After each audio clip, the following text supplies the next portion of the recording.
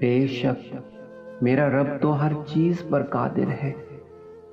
ایک وہی تو ہے جو خوش ہوتا ہے جب ہم اس سے مانگتے ہیں۔ وہ ہمیں تکلیف میں ہرگز نہیں دیکھ سکتا۔ ہمیں مانگتے وقت یہ نہیں سوچنا چاہیے کہ کیا پتہ یہ چیز میرے نصیب میں ہے بھی کہ نہیں، کیونکہ ہم جس سے مانگ رہے ہیں اس کے لیے نصیب میں لکھنا کیا ممکن نہیں۔ تقدیر سے زیادہ تقدیر بنانے والے پر یقین رکھو تو کامیابی، سکون، اطمینان، صبر آپ کا مقدر بن جائیں گی، کیونکہ میرا رب رحمان ہے، غفور ہے، کریم ہے۔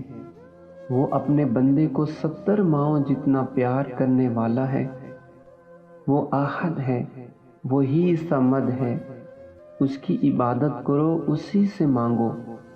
ایک واحد در رب کا ہے جو دستک دینے سے پہلے کھل جاتا ہے۔